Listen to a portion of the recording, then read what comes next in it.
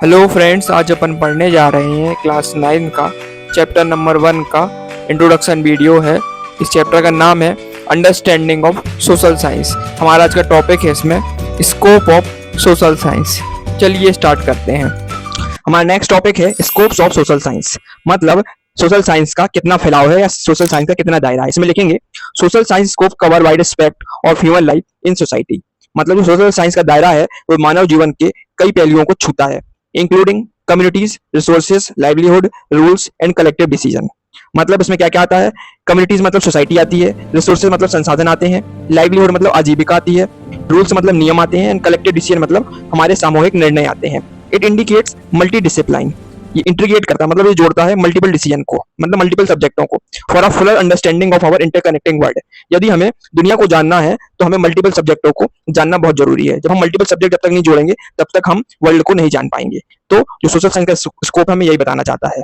अब school level की बात करें, at school level social science is commonly organise around 4 core discipline. मतलब स्कूल लेवल की बात करें तो सोशल साइंस को कॉमनली ऑर्गेनाइज किया गया है 4 कोर डिसिप्लिन में, मतलब 4 सब्जेक्टों में बांटा गया है। तो पहला सब्जेक्ट है जोग्राफिकल, ज्योग्राफी, दूसरा है हिस्ट्री, तीसरा है पॉलिटिकल साइंस मतलब सिविक्स, और फोर्थ सब्जेक्ट हमारा इकोनॉमिक्स। मतलब इन्हीं 4 सब्जेक्टों में जो सोशल साइंस है इनको डिवाइड किया गया है। सबसे पहले अपन बात करते हैं ज्योग्राफिकल एज अ डिसिप्लिन, मतलब ज्योग्राफी जो सब्जेक्ट है इसके बारे में हम जानने की कोशिश करते हैं। इसमें लिखेंगे geography study the earth as a home of human being. यदि हम ज्योग्राफी की स्टडी करते हैं तो हमें पता चलता है कि जो अर्थ है हमारा वो क्या हमारा घर है। It help us understanding landform, जिसकी मदद से हम जानने की कोशिश करेंगे लैंडफॉर्म मतलब पहाड़ क्या होते हैं, क्लाइमेट मतलब वेदर क्या होता है, रिवर मतलब नदियां क्या होती हैं, सॉइल मतलब मिट्टियां क्या होती हैं, फॉरेस्ट मतलब जंगल क्या होते हैं, एंड रिसोर्सेज मतलब हमारे संसाधन क्या होते हैं। इसके बारे में हमें जानने को मिलता है जब हम क्या पढ़ते हैं, ज्योग्राफी को सब्जेक्ट की तरह पढ़ते हैं। और साथ साथ at the same time it study how people lives in different places, और हमें यही पता चलता है कि अलग अलग स्थानों में लोग कैसे रहते हैं, and how they use the environment, और ये एनवायरमेंट का किस प्रकार से यूज करते हैं अलग अलग एरिया में रहने से। तो हम ज्योग्राफी जब भी पढ़ेंगे तो इन सब सवालों का क्वेश्चन का जवाब हमें मिल जाएंगे। अब ज्योग्राफी के थ्रू हमें एक क्वेश्चन और आई होता है कि हम कौन कौन से जवाब दे सकते हैं ज्योग्राफी की मदद से, आंसरों को जवाब दे सकते हैं। तो पहला है geography answering questioning such as. यदि हम ज्योग्राफी को पढ़ते हैं तो कुछ क्वेश्चन के आंसर हमें जानने को मिलते हैं। जैसे पहला क्वेश्चन है why do some places receiving more rainfall than other. Why मतलब क्यों कुछ ऐसी प्लेसेस हैं जहां पे बहुत ज्यादा पानी देखने को मिलता है और कई प्लेसेस ऐसे हैं जहां बहुत कम पानी बरसता है। तो ये पता किसकी हेल्प से चलता है, हमें ज्योग्राफी की हेल्प से पता चल सकते हैं। दूसरा, why are some region densely populated while other are not. मतलब कुछ क्षेत्र ऐसे हैं जहां पे बहुत ज्यादा लोग रहते हैं और कुछ क्षेत्र ऐसे हैं जहां पे बहुत कम लोग रहते हैं। ये भी जवाब हमें किससे मिलता है, ज्योग्राफी की मदद से मिलता है। तीसरा क्वेश्चन राइज होता है how do climate and soil influence agriculture.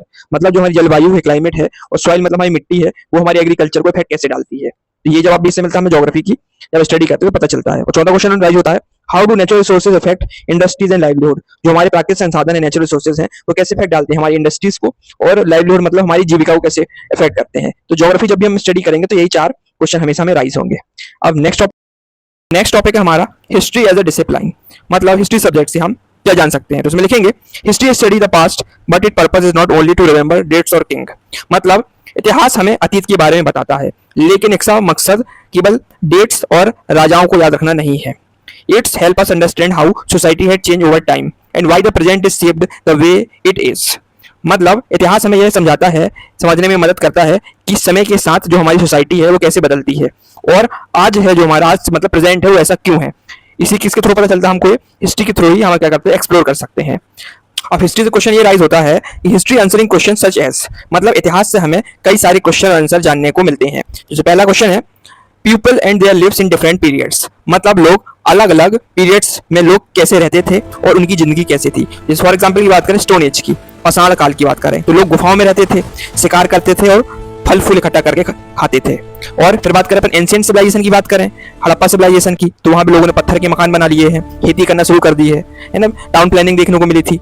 और इसी के साथ अपन किंग और किंगडम की बात करें तो वहां में राजाओं महाराजाओं का दौर देखने को मिलता था। तो ये सारे सवाल किससे मिलते हैं, सवालों के जवाब किससे मिलते हैं, हिस्ट्री से देखने को मिलते हैं। दूसरा क्वेश्चन आज होता है मेजर इवेंट एंड चेंजेस, मतलब प्रमुख घटनाएं और परिवर्तन क्या देखने को मिला अपन को। जैसे फॉर एग्जांपल की बात करें ग्लोबल टेम्परेचर राइज हो रहा है, ग्लोबल वार्मिंग बढ़ती जा रही है, फिर जियोपॉलिटिकल चेंजेस देखने को मिला है हमको, कॉन्फ्लिक्ट देखने को मिला है, यूरोप और मिडिल ईस्ट के बीच में लड़ाई चल रही है, टेक्नोलॉजिकल एडवांसमेंट देखने को मिल रहा है हमको, आर्टिफिशियल इंटेलिजेंस आ गया है। तो मेजर इवेंट और चेंजेस हमें इस तरह से देखने को मिलते हैं। सेकंड थर्ड क्वेश्चन राइज होता है movements for freedom and justice.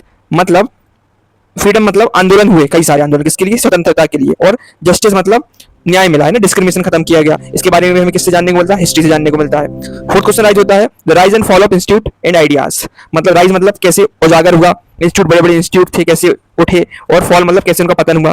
For example की बात करें जैसे मोनार्की सिस्टम, कॉलोनियल पीरियड में अंग्रेजों का शासन कैसे फूला फला और लास्ट में कैसे वो डिस्ट्रॉय हो गया। और हमारे आइडियाज की बात करें तो हमारे पुराने विचार, मतलब जैसे पुराने जमाने में भगवान किसको मानते थे? राजा को भगवान मानते थे। लेकिन आज की विचार की बात करें तो हर इंसान को क्या माना गया है? बराबर माना गया है, माने इक्वलिटी की बात हुई है। तो ये आइडियाज किसके थ्रू आते हैं? अपन को हिस्ट्री के थ्रू अपन इन क्वेश्चनों को क्या कर सकते हैं? जान सकते हैं। और फाइनली इसमें जो मोरल ऑफ द स्टोरी निकलती है कि हिस्ट्री रिप्रेजेंट करती है how past struggle shape India's democratic values and constitution. मतलब इतिहास गवाह है कि कैसे पुराने संघर्षों ने भारत के कॉन्स्टिट्यूशन को, मतलब डेमोक्रेसी को और कॉन्स्टिट्यूशन को क्या किया? शेप दिया है ना। And showing that but diverse heritage is the vital strength. लेकिन यह दिखाता है कि जो हमारे डाइवर्सिटी है वो हमारी सबसे बड़ी क्या है? स्ट्रेंथ है, हमारी सबसे बड़ी ताकत है। तो जब हम हिस्ट्री को एक्सप्लोर करते हैं तो इतने सारे क्वेश्चन के जवाब हमें देखने को मिलते हैं। नेक्स्ट सब्जेक्ट है हमारा political science as a discipline. मतलब पॉलिटिकल साइंस हम क्या समझ सकते हैं? तो इसमें लिखेंगे political science study how society are governed. मतलब पॉलिटिकल साइंस इस पर ध्यान देती है कि जो सोसाइटी है उसके रूल कैसे किया जा सकता है, सोसाइटी के ऊपर रूल कैसे किया जा सकता है, इसका अध्ययन करती है।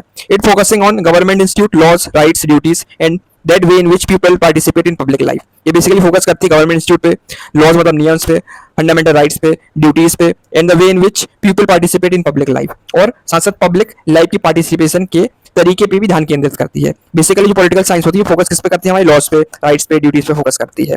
अब सवाल ये उठता है कि कौन कौन से क्वेश्चन राइज होते हैं जब हम पॉलिटिकल साइंस पढ़ते हैं। तो इसका टॉपिक हमारा political science help us understanding. मतलब पॉलिटिकल साइंस को किसकी मदद से हम समझ सकते हैं? तो इसके बहुत सारे क्वेश्चन हमारे राइज होते हैं। तो पहला क्वेश्चन होता है व्हाई सोसाइटी नीड्स रूल्स। मतलब जो हमारा समाज है इसको नियमों की जरूरत क्यों होती है? तो इसके कुछ प्रमुख कारण है। पहला कारण है कि बिना नियम के सोसाइटी में डिस्टर्बेंस क्रिएट हो जाएगा, मतलब सोसाइटी में अफरा तफरी मच जाएगी। और नियम हमें क्या देते हैं? सेफ्टी प्रोवाइड करते हैं हमारी, और जस्टिस भी हमें टाइम पे मिलता है यदि नियम कानून सही से चलते हैं। और समाज में क्या बनता है? शांति बनाए रखता है। यदि सोसाइटी में रूल्स रहेंगे तो शांति बनी रहेगी सोसाइटी में। अब सेकंड क्वेश्चन राइज होता है how laws are made and implement. मतलब जो कानून कैसे बनते हैं और इसे लागू कैसे कराते हैं, ये भी क्वेश्चन राइज होता है जब हम पॉलिटिकल साइंस पढ़ते हैं। थर्ड क्वेश्चन राइज होता है how government work at local, state and national level. मतलब जो हमारी गवर्नमेंट है वो लोकल लेवल पे, स्टेट लेवल पे और नेशनल लेवल मतलब सेंट्रल लेवल पे कैसे काम करती है, इसकी मदद से समझ सकते हैं, पॉलिटिकल साइंस की मदद से ही समझ सकते हैं।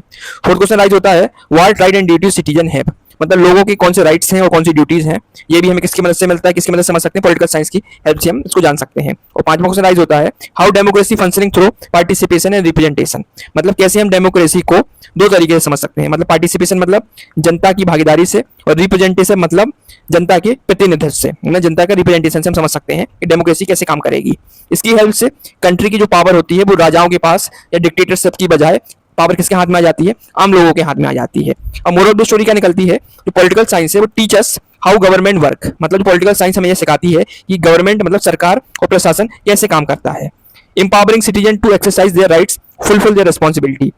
और साथ में ये बताती है कि हमारे राइट्स को सही इस्तेमाल कैसे किया जाए और अपनी रिस्पॉन्सिबिलिटी को पूरी तरीके से कैसे यूज किया जाए। And advocate for social equalities, और साथ साथ हमारी सोशल इक्वलिटी के लिए भी आवाज उठाती है। यदि हम पॉलिटिकल साइंस पे फोकस करें तो गवर्नमेंट कैसे काम करती है इस पे ध्यान देती है, हमारे फंडामेंटल राइट्स इसके बारे में भी हमें बताती है, और सोसाइटी में इक्वलिटी कैसे बनी रहे इस पे भी फोकस करती है जब हम पॉलिटिकल साइंस की स्टडी करते हैं।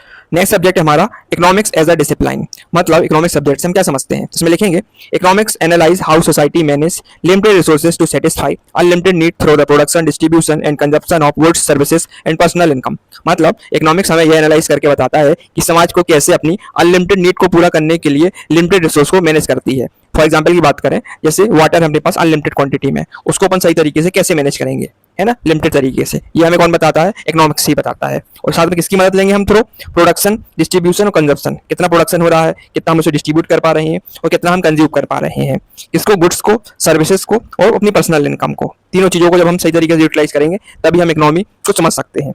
अब सवाल ये उठता है कि इकोनॉमिक्स को हम एग्जामिन कैसे कर सकते हैं। तो इसके काफी सारे क्वेश्चन राइज होते हैं। तो पहला क्वेश्चन राइज होता है वर्क एंड एम्प्लॉयमेंट के थ्रू। मतलब कितना काम मिल रहा है लोगों को और कितना एम्प्लॉयमेंट मतलब रोजगार मिल रहा है लोगों को। दूसरा क्वेश्चन राइज होता है मार्केट एंड प्राइजेस पे। मार्केट कैसा है और प्राइजेस कैसे हैं, है ना, इस पर डिपेंड करता है। तीसरी चीज होता है इनकम एंड एक्सपेंडिचर पर, मतलब लोगों को कितना इनकम है और वो कितना खर्चा कर रहे हैं, है ना, एक्सपेंडिचर कितना है उनका। चौथी चीज डिपेंड करती है प्रोडक्शन ऑफ गुड्स पे और सर्विसेज पे, कितना प्रोडक्शन हो रहा है और उसकी सर्विस कैसी दी जा रही है, इस पर भी डिपेंड करता है इकोनॉमिक्स। पांचवा डिपेंड करता है प्रॉपर्टी एंड डेवलपमेंट पे, मतलब देश में कितनी गरीबी है और देश में कितना डेवलपमेंट हो रहा है, ये भी किसके थ्रू एग्जामिन करते हैं अपन, इकोनॉमिक्स की मदद से एग्जामिन करते हैं। और सिक्स क्या होता है, the role of government in the economy, माने गवर्नमेंट का क्या रोल है इकोनॉमी की डेवलपमेंट में देश की, ये भी किसके थ्रू एग्जामिन करते हैं अपन, इकोनॉमिक्स से पढ़ते हैं तो इसी को हम यूटिलाइज करते हैं। अब मोरल ऑफ द स्टोरी क्या निकलती है इससे, इकोनॉमिक्स एक्सप्लेन करता है एवरीडे चॉइस को from family budgeting to market prices, मतलब इकोनॉमिक्स हमारे रोज की चॉइसेस को समझता है, जैसे हमारी फैमिली की बजट बनाने से लेकर मार्केट की चीज की प्राइसिंग को तय करने तक, है ना, इकोनॉमिक्स हमें इसी में मदद करता है। और साथ साथ इट हाईलाइट करता है fair access to the education and job is vital to break poverty cycle and build a more equivalent society. और साथ साथ इसमें मदद करता है ये इस बात पर भी जोर देता है कि गरीबी को कैसे कम किया जाए और सोसाइटी में इक्वलिटी बनी रहनी चाहिए, किसके थ्रू, एजुकेशन के थ्रू, और नौकरियां मिलनी चाहिए, नौकरियों में समान का होना चाहिए, अवसर मिलना चाहिए, फेयर एक्सेस होना चाहिए, क्योंकि डेवलपमेंट कब हो सकता है सोसाइटी का, जब सोसाइटी में इक्वलिटी रहेगी, है ना, बराबरी से मौका मिलेगा, तभी तो डेवलपमेंट करेगा देश को। तो बेसिकली जो इकोनॉमिक्स है वो इसी पे बेस्ड है। सो स्कोप ऑफ सोशल साइंस का जो हमारा टॉपिक था वो पूरी तरह कंप्लीट हो चुका है। अब नेक्स्ट वीडियो में अपन रेवलेंस ऑफ सोशल साइंस के बारे में पढ़ेंगे। अगर वीडियो आपको अच्छी लगती है तो आप लाइक कर सकते हैं, चाहे तो आप चैनल को सब्सक्राइब भी कर सकते हैं। Thank you.